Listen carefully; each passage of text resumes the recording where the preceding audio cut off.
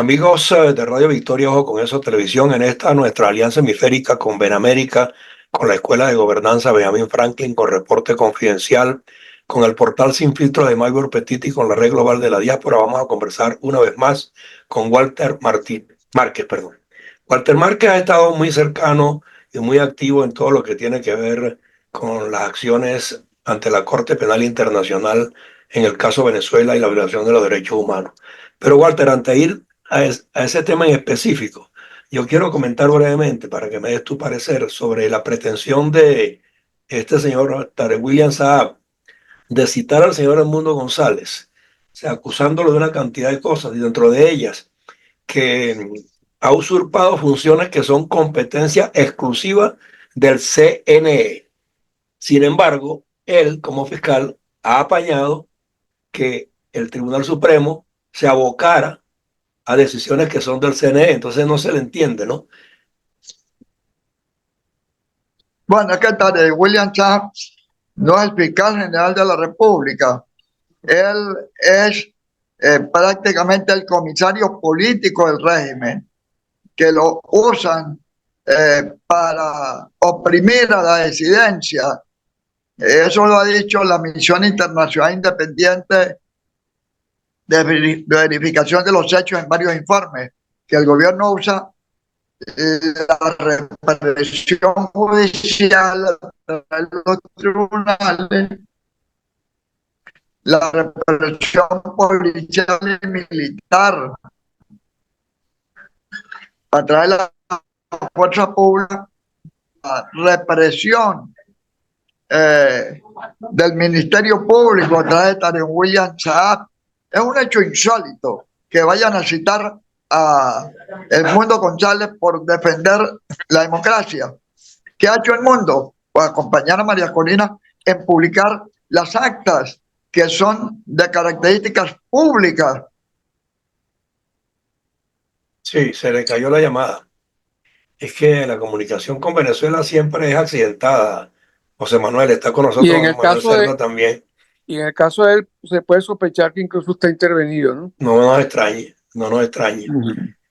No, yo Porque, comencé preguntándole, pues, antes de hacer la presentación del programa bueno, de parte tuya, ese ujú, tema, porque está acabando de llegar, pues, una reafirmación del propósito de la Fiscalía en manos de este señor de citar y le dio creo que hasta el 28 plazo, o le fijó una fecha.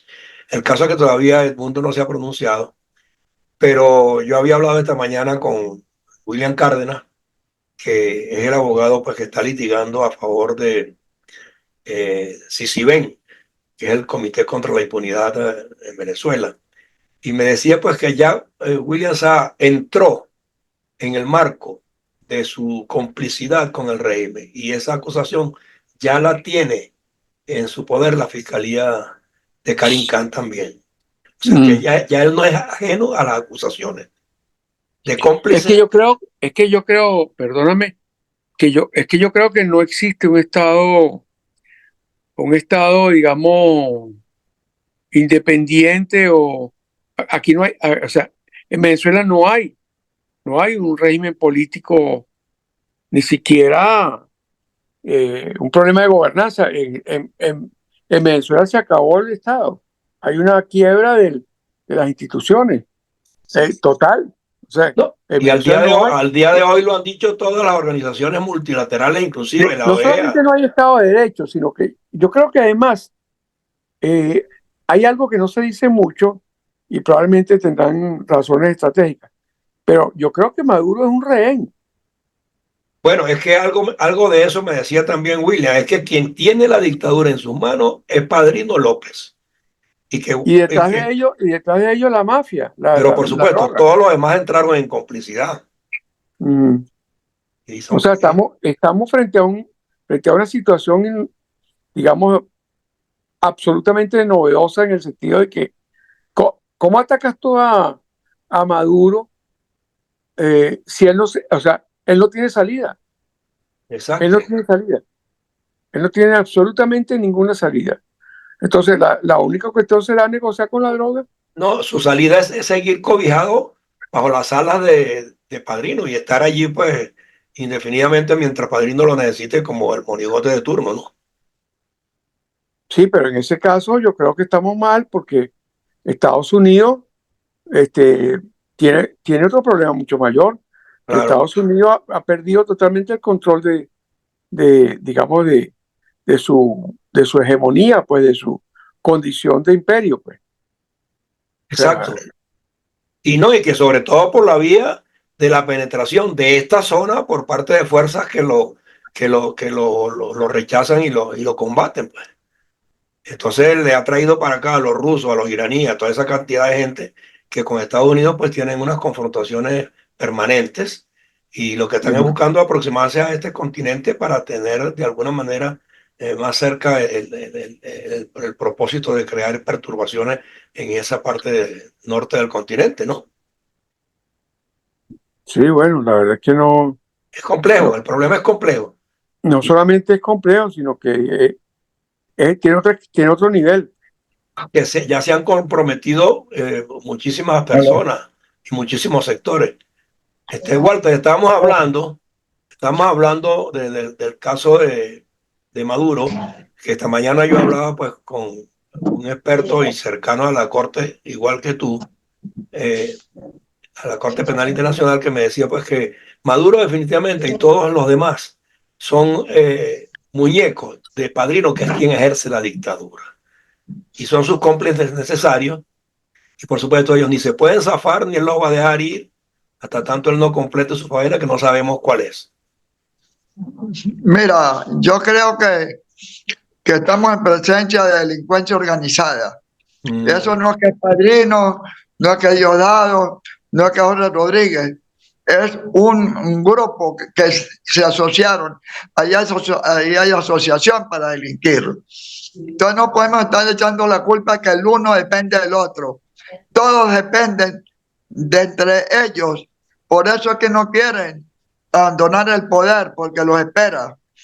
O la Corte Penal Internacional, o van a enfrentar con su vida ante un estallido social que pudiera ocurrir. Nadie está en condición de decir que va a ocurrir, pero nadie está en condición de decir que no va a ocurrir.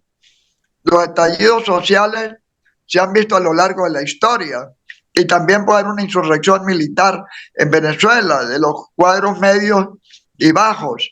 Entonces, se le ha negado una salida democrática electoral, pues están forzando a una salida forzosa, una salida de fuerza, o la fuerza de las armas, o la fuerza de la masa, o la fuerza de los votos que ellos respetaron.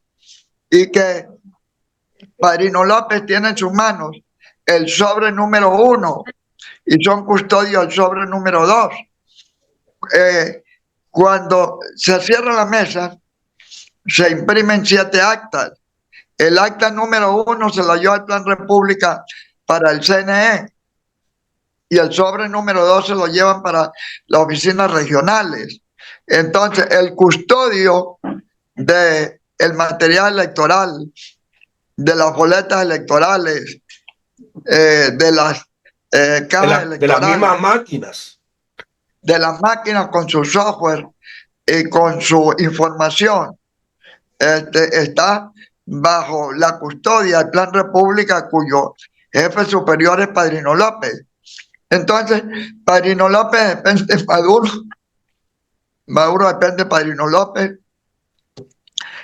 Jorge Rodríguez depende de los otros. Es decir, es una estructura criminal al servicio de la delincuencia organizada. Por eso es que ellos buscan todos los mecanismos para no abandonar el poder, porque saben que van a ser juzgados por crímenes de lesa humanidad y grave violación de derechos humanos. Así que no le echemos la culpa al uno y al otro. Eso es una compañía de una comandita simple en la cual se han asociado para delinquir, para violar los derechos humanos y para cometer crímenes de lesa humanidad. Ahora, Walter, pero han sido ganados para sí por otras fuerzas extranacionales como Rusia, los iraníes y los chinos. Y en consecuencia, allí también hay unos intereses que se han creado en torno a ese grupo delincuencial que tú llamas, pero con otros fines, y se están poniendo muy cerca de los Estados Unidos, que es su enemigo tradicional y eterno. Entonces, Sí, es que nosotros estamos en un debate ideológico mundial entre Estados Unidos, que tiene una confrontación política, ideológica y económica con Rusia, con China, con Irán, y nosotros somos unos clientes naturales por razones petroleras de Estados Unidos. Aquí yo veo muy compleja la situación y no se le está abriendo un cauce, un drenaje a esas tensiones que se están acumulando en el país. Por eso es que es importante que se tomen medidas preventivas por parte de la comunidad internacional, porque el párrafo número 3 de la Declaración Universal de Derechos Humanos dice que se tiene que garantizar un Estado de Derecho que permita la solución y el respeto a los derechos humanos para evitar que los pueblos sean compelidos a la suprema presión de una insurrección contra la tiranía y contra la dictadura. Eso está en el párrafo 3 del preámbulo de la Declaración Universal de Derechos Humanos del 10 de diciembre de 1948. Y hay lo que se llama golpes militares autocráticos y hay una teoría de los golpes militares democráticos. El 23 de enero de 1958 fue un golpe militar prodemocrático que dieron contra Pérez Jiménez, pero hay golpes militares autocráticos, pero también hay golpes de Estado judiciales. Lo que ocurrió ayer con el TCJ es un golpe de Estado usando la de poder. Un autogolpe. No, no es un autogolpe, es un autogolpe, pero más que un autogolpe, desde el punto de vista del modelo jurídico político, es un golpe de Estado judicial, porque puede haber un golpe de Estado militar con la fuerza de las armas. Esto es un golpe seco, esto es un golpe blando, es un golpe blanco. Es decir, no hubo necesidad de sacar las tropas para dar el golpe. ¿Cómo es posible que 3 magistrados descalificados estén por encima de 7 millones de venezolanos que votaron por Edmundo González Urrutia? Estamos en presencia de una usurpación y un irrespeto a la soberanía popular consagrada en el artículo 5 de la Constitución de la República. Padrino se le ocurrió ayer, después de la sentencia irrita del Tribunal Supremo, decir que se están respetando las instituciones. Pero ellos hablan de que nosotros. Pero se están irrespetando las instituciones. No, pero él dijo se están acatando y respetando, dijo él. Porque el CNE es el órgano para revisar todo el resultado electoral. El CNE es el órgano facultado para la totalización a través de una tabla de tabulación que permite después adjudicar. ¿Cómo es posible que sin tabulación y sin adjudicación, porque habían 10 candidatos, y había que decir, se le adjudica a fulano de tal con tantos votos, y después viene el acta de proclamación que es firmada por todos los 5 rectores? Ajá. Aquí fue un acto personal, individual, de Elvis Amoroso. Entonces saltan al Tribunal Supremo cuando no se agotó la vía administrativa y posteriormente se viola el debido proceso. No le dieron oportunidad a candidatos como Enrique Márquez a estar presente en la totalización amañada con expertos internacionales no reconocidos por nadie, como lo señala Transparencia Electoral, o los vicios de forma y de fondo que estableció el Centro Carter, o el informe de los expertos de Naciones Unidas. Esto es un fraude continuado, igual al fraude que cometieron el 6 de diciembre del 2015 en contra de los diputados de Amazonas. En 2015 obtuvimos 112 diputados, la 2/3 partes 167, y el gobierno solamente obtuvo 55. Pues tuvieron el descaro, el atrevimiento, Jorge Rodríguez, de simular un hecho punible, de fabricar pruebas falsas para inhabilitar a los 3 diputados, sí. Para inhabilitarlos. A los 3 diputados de Amazonas, Julio Garza, Nirma Guaroya y Rommel Guzamana, y con eso nos arrebataron la mayoría calificada, las 2/3 partes. Ese mismo modelo, esa misma hoja de ruta, lo están haciendo ahora. Entonces, ellos están cometiendo el crimen de lesa humanidad de persecución política, porque le están arrebatando el triunfo popular a Edmundo González Urrutia y están irrespetando el liderazgo de María Corina, que de manera pacífica recorrió el país buscando los votos para Walter, perdón que te haga una pregunta, pero esos hechos que son, digamos, ilícitos, que son absolutamente violatorios de la ley, no están por encima de algo que está ya instalado en el mundo entero, que es el triunfo electoral legítimo, comprobado y constante en todas las, digamos, en todos los frentes de información, que es la votación en favor de Edmundo González. ¿Qué puede hacerse de aquí en adelante en el plano de los reclamos, aparte de la Comisión de Derechos Humanos del Tribunal de la Haya? ¿Qué más debe haber? Debe haber una opción más contundente, más tajante, más fuerte, para rescatar un derecho tan importante que ha sido ultrajado.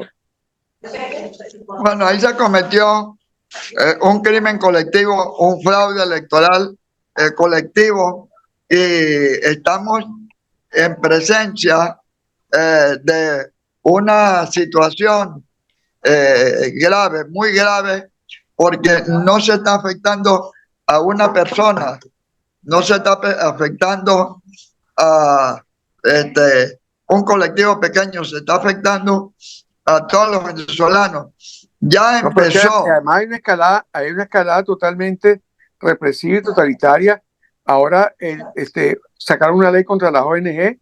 Estamos más que nunca bloqueados en materia comunicacional. Hay una opacidad total del país, y además de eso hay un holocausto, hay una especie de genocidio continuo, pues, o sea, una amenaza abierta de genocidio, con la cosa del baño de sangre, con los 27 muertos, con los 1.500 presos. Esto es una cosa terrible. O sea, esto no puede ser. No, perdón, eso no es genocidio, eso es crimen de lesa humanidad. Ahí hay asesinatos, ahí hay detenciones arbitrarias, ahí hay encarcelación grave, ahí hay tortura. Hay amenazas genocidas. Hay amenazas. No, pero perdón, yo le estoy hablando en estricto derecho de acuerdo al Estatuto de Roma de la Corte Penal Internacional. El genocidio tiene que ver con un objetivo racial y étnico, que no es el caso de Venezuela. Lo que pasa es que hay una separación muy ligera entre lo que es genocidio y crímenes de lesa humanidad. En Venezuela se está cometiendo genocidio contra los diputados, contra los pueblos indígenas de Amazonas y de Apure, por razones étnicas y raciales. No lo podemos confundir. Es decir, yo soy estudioso del tema de la Corte Penal, y lo que estamos en presencia de crímenes de lesa humanidad. El baño de sangre que anunció Maduro debía obligado debía haber obligado al fiscal de la Corte Penal a tomar medidas cautelares, medidas preventivas, porque Maduro no solamente lo anunció, sino lo hizo. Por Y eso, ahí voy. De acuerdo al preámbulo, el párrafo quinto del preámbulo del Estatuto de Roma y el artículo 53, no solamente el fiscal tiene facultades para conocer casos que hayan ocurrido, sino que estén en pleno desarrollo.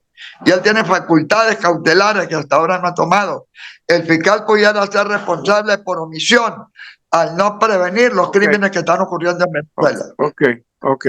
Ahora, por eso yo al comienzo te hablaba, Walter, de la contradicción con Tarek William Saab hoy, que cuando cita a El Mundo, dice que lo está citando justamente por una cantidad de factores de desorden público y todo fue generado por él a raíz pues, de la posición que adoptó electoralmente. Pero entonces lo que dice en la acusación es que lo está citando porque asumió un rol que le corresponde al CNE. Pero entonces él como fiscal al mismo tiempo está convalidando que no es el CNE, sino el Tribunal Supremo el que decide. Entonces está entrando en una contradicción como fiscal. No es eso. Es que de qué acusan al mundo de violencia. ¿Y quién está generando la violencia? Exacto. Los que se robaron los votos, los que se robaron la elección. Esos son los generadores de violencia. Y al mundo que le acusan de que publicó unas actas con María Corina. Las actas son públicas. No se puede acusar de un hecho ilícito de lo que es lícito. Además, por la propia ley orgánica de procedimiento administrativo, el Código Civil y la ley orgánica de procedimientos de procesos electorales, los funcionarios que actuaron en la mesa son funcionarios públicos temporales por ese día y merece fue pública. El haberlo publicado en una página web pública, salvo que se use para hechos ilícitos. Entonces, William Tarek Saab se está convirtiendo en un comisario político al servicio del régimen y no un funcionario imparcial e independiente, que es lo que exige la Constitución de la República. El mundo está siendo víctima del crimen de persecución política establecido en el artículo 7 del Estatuto de Roma en la Corte Penal Internacional. Un hombre que ha demostrado sensatez, equilibrio, ponderación por su propia formación y ejercicio diplomático. Entonces, no solamente se roban las elecciones de manera descarada, sino ahora persiguen a los que ganaron.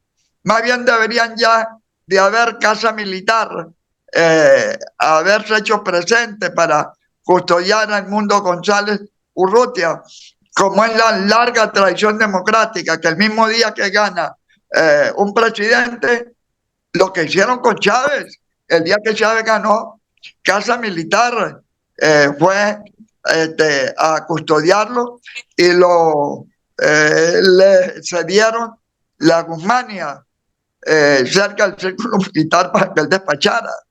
Entonces, al mundo González lo que hacen es perseguirlo.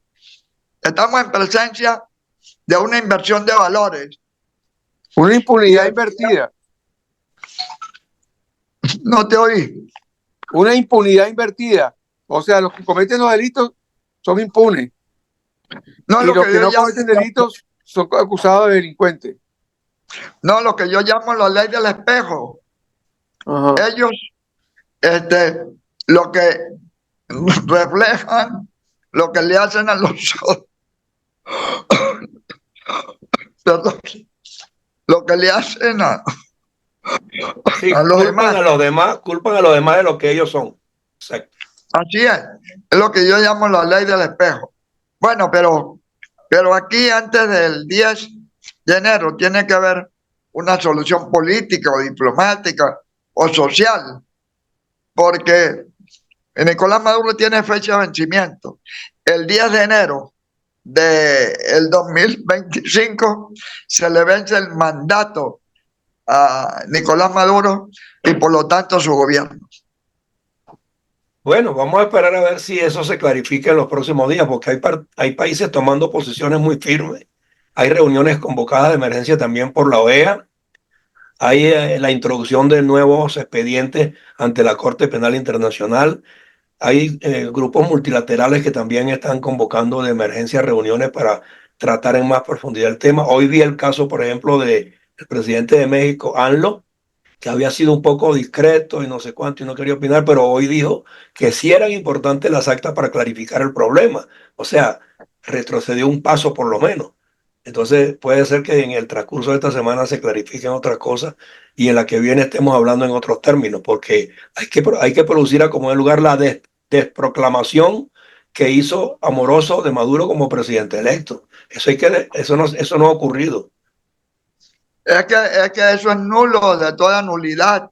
No es que es anulable, es que es nulo por sí mismo. Correcto, pero ¿quién lo va a establecer para que se entienda así? Porque es que todos están aplaudiendo la medida de un tribunal que no era competente, desde Padrino para abajo.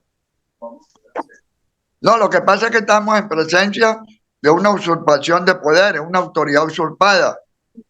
Y eso genera responsabilidad civil, penal, administrativa y disciplinaria contra los tres magistrados y contra los que han encubierto esa situación. Es decir, el tema es muy complejo para Venezuela. Ya por la ruta de Maracaibo a La Guajira se está yendo muchísima gente y por vía de Cúcuta y de Arauca también empezó un éxodo masivo. Unos ante el temor de la represión, otros ante la falta de oportunidades. No, y los gobernadores de la zona fronteriza le están diciendo a Petro que tiene que decretar un estado de emergencia para resolver esa crisis que le viene. Si yo que he estado recientemente en Cúcuta, me he conseguido con mucha gente que está pidiendo refugio o asilo en Colombia y otros que están usando a Colombia como una hoja de ruta, como una vía de escape hacia otros países, Sí. ya que la situación del Darién se ha complicado, pero la gente se la ingenia para salir del país. Y a pesar de las amenazas de deportación a Estados Unidos, la gente se sigue yendo. Ahora, Ya en qué instancia, perdón, Walter, en qué instancia hace falta un pronunciamiento o una toma de decisión para que eso que tú dices de que el mandato de Maduro se termine el 10 de enero y no pueda ejercer de nuevo la presidencia? ¿Bajo qué término y mira, en dónde? ¿En dónde? internamente ya se agotaron las vías porque el Tribunal Supremo de Justicia y la Fiscalía está al servicio del régimen. E Correcto. internacionalmente, Pero si puede tomar una medida cautelar sería el fiscal de la Corte Penal y él hasta ahora no ha demostrado realmente una convicción de querer hacer justicia. Lo otro es una medida cautelar por parte de la Comisión Interamericana de Derechos Humanos de la OEA, pero Okay. son medidas cautelares simbólicas, no son ejecutables. El otro mecanismo es la actuación del Consejo de Seguridad de las Naciones Unidas, pero ahí China o Rusia pueden hacer un veto. Claro. Entonces, habría que recurrir a la Asamblea General de Naciones Unidas, que es el mecanismo que existe. Creo que es el día 8, ¿no? De septiembre.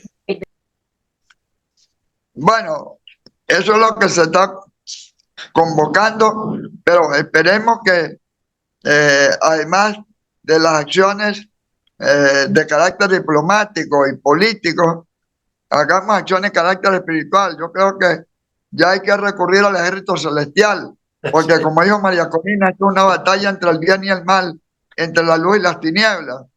Y hay batallas, como la batalla de Lepanto, que se decidieron mediante la invocación del Papa Pío V, de que los cristianos se declararan en ayuno y oración y ganaron la batalla frente a las fuerzas islámicas.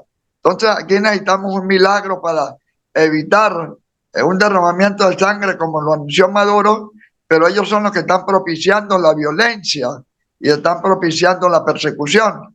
Entonces aquí es que Nos quedan unos 5 minutos sí, nos quedan unos 5 minutos, Walter, que yo quiero que José Manuel te manifieste algunas inquietudes que tenga para clarificarlas de una vez. José Manuel, adelante. El micrófono. Gracias, muchas gracias. Bueno, mira, en realidad mi percepción no tiene los elementos pues de análisis y de evaluación que tiene, ya, que está comentando Walter.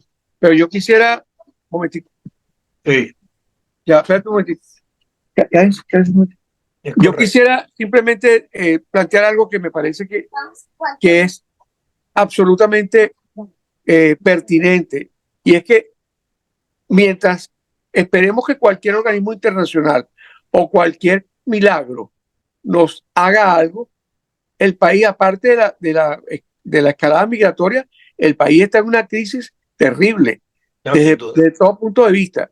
Sí. O sea, es una crisis, Walter, es una crisis que tú eres historiador, yo no sé, pero acaba de caer un gobierno, creo que en Bangladesh, creo que fue. Bangladesh, sí. ¿Sí? ¿Y por qué no puede ocurrir en América Latina algo parecido a lo que hicieron con Noriega? O sea, cuál es la, cuál es en este momento la inutilidad de todo el poder imperial norteamericano que gasta un dineral en portaaviones y se juega cualquier cosa en el Medio Oriente y no puede hacer lo que hizo con Noriega? Adelante, Walter, para que le responda a José Manuel. El micrófono. Walter. Ajá. Bueno, mira, creo que estamos en presencia de un momento coyuntural para Venezuela. Usted señaló el caso de Bangladesh, donde especialmente los estudiantes duraron varias semanas protestando y al final la primer ministra, la señora Hasina, tuvo que huir a India y designaron como primer ministro para la reconstrucción del país a Mohamed Yunus, el Premio Nobel de la Paz, el creador de los bancos de los pobres, el Sí. Banco de la Aldea.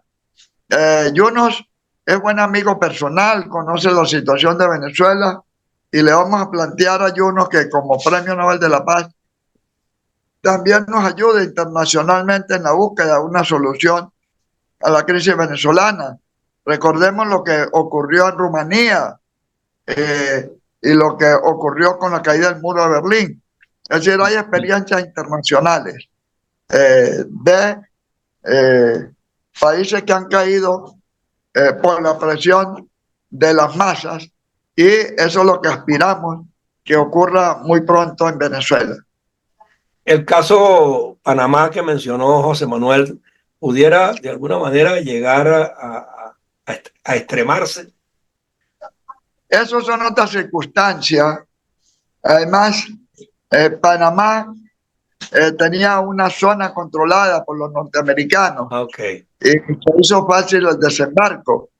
Pero una solución militar en Venezuela es bien compleja. Ojalá y busquemos una solución política, diplomática, negociada, concertada, porque una solución militar no es lo más recomendable para el país, salvo un ejército celestial, que es lo que estamos invocando con el ayuno y con la oración, Sí. que es lo que todos aspiramos, que pronto se dé un milagro divino en la búsqueda de una solución Pero pacífica. deberíamos poder tener opciones, Walter. Sí. No sé, yo creo que dentro del Partido Socialista y dentro del sector militar hay fuertes divisiones. Yo no creo que estén monolíticamente al lado de Chávez todas las fuerzas que, digamos, que aparentemente lo apoyan. Bueno, De yo te Chávez, digo, nos quedan 5 minutos, Walter, nos quedan 5 minutos. bueno, pero son 5 minutos más, porque usted hace rato dijo que eran 5 minutos. No, porque tengo que ir advirtiendo, ahora son 4. Antes era una cosa medio a lo Tarek Williams, una cosa así más o menos, ¿no? Sí. Pero de todos modos, nosotros aquí en esta plataforma, Walter, siempre hemos abogado por la solución menos traumática. Seguimos en eso. La militar, quieras o no, termina siendo traumática. Ojalá que sea por las vías que tú sugieres, por la participación de un premio Nobel de la Paz o por una negociación un poco más profunda en otras instancias multinacionales. Pero bueno, vamos a estar a la espera, pues, de que lo que queda de semana, que ya lo que queda son 2 días, en la que viene pues se diseñen otras conversaciones y otras estrategias y otros pronunciamientos que nos ayudan a entender mejor el problema y a saber por dónde vendría la solución. Y volveremos a estar en contacto contigo pues de la manera más frecuente que podamos para entender esto, porque sabemos que tú estás bien imbuido del problema, tanto en la Corte Penal Internacional como en la política del día a día. Te agradecemos mucho tu presencia en el día de hoy y estamos pendientes. Muchas gracias, Walter. Excelente, excelente tus aportes y tus aclaratorias y seguimos contando contigo. Mucha suerte, muchas gracias y que te vaya muy bien. Comprometido con el país. Ok, Seguro. suerte, un gran Un abrazo a los dos. Cuídate Gracias. mucho. Gracias Chao. por su tiempo.